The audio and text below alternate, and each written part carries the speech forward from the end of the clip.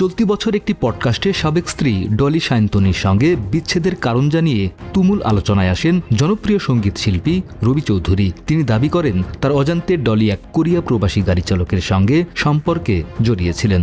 বিষয়টি জানতে পেরেই তিনি বিচ্ছেদের সিদ্ধান্ত নেন।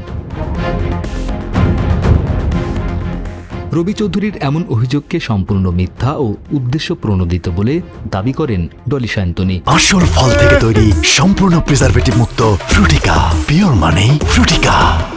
ফেসবুকে তো এক স্ট্যাটাসে তিনি লেখেন, সম্প্রতি তাদের পরিবার ও ব্যক্তিগত জীবন নিয়ে বিভ্রান্তিকর তথ্য ছড়ানো হচ্ছে। এসব তথ্য ভিত্তিহীন ও উদ্দেশ্যমূলক।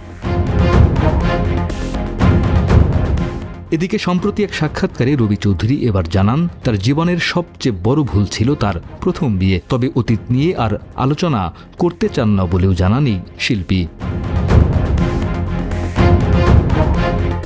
রবি চৌধুরীর কথায়, আমার প্রথম বিয়েটাই জীবনের সবচেয়ে বড় ভুল ছিল। সুযোগ থাকলে সেই অতীত পুরোপুরি মুছে ফেলতে চাইতাম, কিন্তু সেটা তো আর সম্ভব নয়। তাই সেই অতীত নিয়ে এখন আর কথা বলতে চাই না।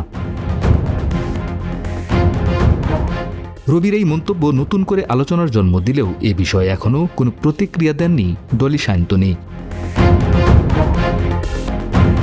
90-এর দশকের শেষ ভাগে প্রেমের সম্পর্ক গড়ে ওঠে রবি চৌধুরী ও ডলি সায়ন্তনীর। 2001 সালে বিয়ে করলেও মতবিরোধের কারণে অল্প সময়ের মধ্যেই ভেঙে যায় সেই সংসার।